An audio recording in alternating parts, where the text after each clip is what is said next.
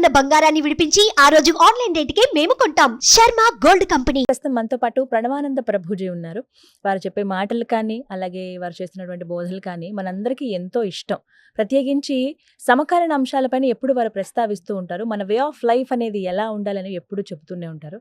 అయితే ప్రస్తుతం జరుగుతున్న ఇష్యూస్ పైన, అలాగే మనందరికీ చాలా సందేహాలు ఉన్నాయి. వీటి గురించి వారిని అడుగుదాం అనుకున్నాం. వారిని ఆహ్వానించాం స్టూడియోకి. ప్రస్తుతం మనతో పాటు ఉన్నారు. వారితో మాట్లాడి మరిన్ని విషయాలు తెలుసుకుందాం. ప్రభుజీ హరే కృష్ణ. హరే కృష్ణ. కార్తీక పౌర్ణమి, అసలు పౌర్ణమి విశిష్టత ఏంటి? అంటే ప్రతి నెల పౌర్ణమి అనేది ఏదో ఒక ప్రత్యేకత ఉంటుంది.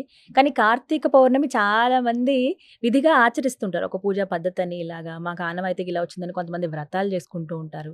అసలు సాధారణ ప్రజలుగా, భక్తులుగా మేము అసలు ఎలా ఆచరించాలి కార్తీక పౌర్ణమిని? ఉదయాన్నే బ్రహ్మముహూర్తంలో లేవాలి, స్నానం ఆచరించాలి. కార్తీక పూర్ణమి రోజు ఒక విశిష్టత దేవ దీపావళి అని కూడా అంటారు కొన్ని ప్రదేశాల్లో. కార్తీక పూర్ణమి యాక్చువల్గా ఈ ఏకాదశి, ద్వాదశి, త్రయోదశి, చతుర్దశి, పూర్ణిమ, ఈ పంచకం, భీష్మ పంచకం అని అంటారు. ఈ 5 రోజుల్ని చాలా విశేషంగా చెప్తారు. మీకు తెలుసా, బృందావనాది క్షేత్రములలో ఈ 5 రోజులు నిల్జలు ఉంటారు. 5 రోజులు ఏమి తినరు, తాగరు, అలానే భగవన్ నామని చెప్తూ రక్షణ చేస్తూ స్వామికి అర్చన చేస్తే, అంత తపస్సులు చాలా మంది చేస్తూ 5 రోజులు చేస్తారు. చాలా శక్తివంతమైన పీరియడ్ అన్నమాట ఇది.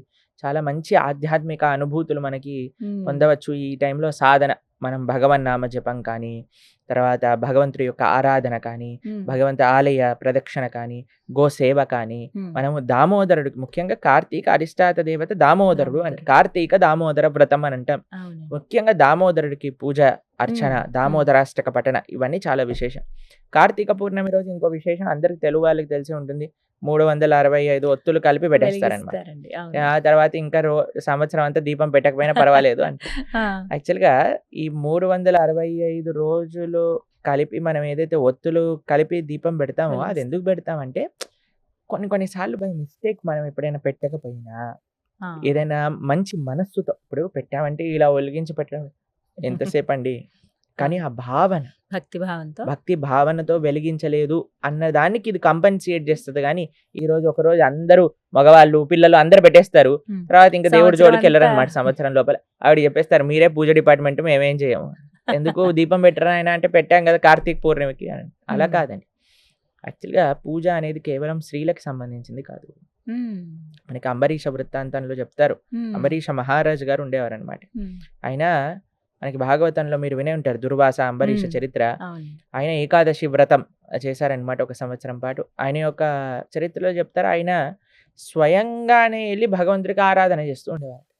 వాళ్ళ భార్య అనేది లేదండి నేను కూడా మీకు హెల్ప్ చేస్తాను, లేదు లేదు నీ పూజ నువ్వు చేసుకో, నా పూజ నేను చేసుకుంటాను అని ఆయనే రాజు, మహారాజు గారు అయినా సరే యమునా నదికి వెళ్ళి నీళ్లు తోడుకొని తీసుకొచ్చి భగవంతుడికి అభిషేకం చేసి నైవేద్యాలు పెట్టి అలా ఉండే. సవై మన కృష్ణ పదార విందయో బాచాంసి వైకుంఠ గుణాను వర్ణనే కరౌ హరేర్ క్షేత్ర మందర మార్జనాదిషు. ఆయన గురించి అన్ని మంచి లక్షణాలు కలిగిన వాడు.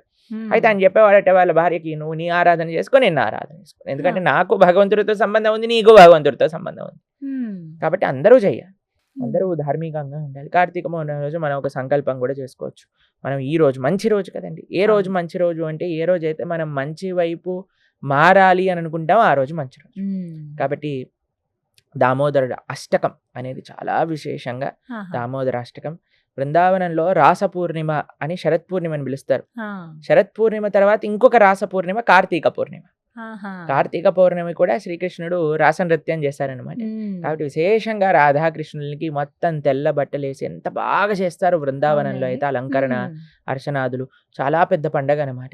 కాబట్టి చక్కగా మనం రాధాకృష్ణుల యొక్క సేవ, తులసి మహారాణి, తులసి దళాలు, ముఖ్యంగా మనం ఒక 12 తులసి దళాలు తీసుకొని మనం భగవంతుడి యొక్క నామాలతో భగవంతుడి యొక్క చరణాలకు సమర్పణ చేయటం, అర్చన చేసుకోవటం, ఇవన్నీ చాలా ముఖ్యం. భగవన్ నామ స్మరణ. నైవేద్యంగా ఏం పెట్టచ్చండి? మనకి ఏ పూర్ణిమ రోజైనా విశేషంగా చెప్పాలి అంటే పరమాన్న నైవేద్యం అని పెడతారు అనమాట. తెల్లగా పరమాన్న నైవేద్యం పెడతారు స్వామికి, చాలా విశేషం. ఎన్నైనా మనం నైవేద్యాలు పెట్టుకోవచ్చు. పరమాన్నం ఇంకా విశేషంగా పూర్ణిమ రోజు, ఈ రాస పూర్ణిమ, కార్తీక పూర్ణమి కూడా రాస పూర్ణిమ అని అంటారు.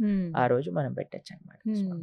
పౌర్ణమి అయితే చాలా మంది అంటే ప్రధానంగా రాత్రి ఇదిగా చేస్తూ ఉంటారు. రాత్రి పూట చంద్రుడు పూర్ణిమ వెన్నెలలో చేస్తూ ఆరాధన ఉంటారు. అనేది ముఖ్యంగా ఉంటుంది. మనకి శరత్ పూర్ణిమ రోజు ఏం చేస్తామంటే మనం సాయంకాలం పూట కృష్ణుడి ఆరాధన చేసి ఆ యొక్క పాయసం ఉంటుంది. ఆ రోజు పాయసం చేసి దాన్ని ఏం చేస్తారంటే మస్లిన్ క్లాత్ అంటారు. తెలుసా ఆ, మీకు? తెలుసండి. జాలి జాలిగా ఉంటుంది కదా, నెట్ లాగా ఉంటుంది. నెట్ లాగా ఉంటుంది. అవును. దాన్ని కవర్ చేసేసి రాత్రంతా ఆ పాయసాన్ని చంద్రుడి యొక్క కిరణాలు పడేటట్టుగా టెర్రస్ పైన పెడతారనమాట. ఆ, రాత్రంతా చంద్ర కిరణాలు సోక్ చేసేసుకున్నాక నెక్స్ట్ డే మార్నింగ్ ఆ ప్రసాదాన్ని స్వీకరిస్తారు. తీసుకుంటారా? రాస పూర్ణిమకి, ఆహా. ఏదైతే శరత్కారం పూర్ణిమ అప్పుడు, అంటే ఉంటుందో దసరా అప్పుడు, తర్వాత వచ్చే దసరా పూర్ణిమ. తర్వాత వచ్చే పూర్ణిమ రోజు అనమాట. అది విశేషం.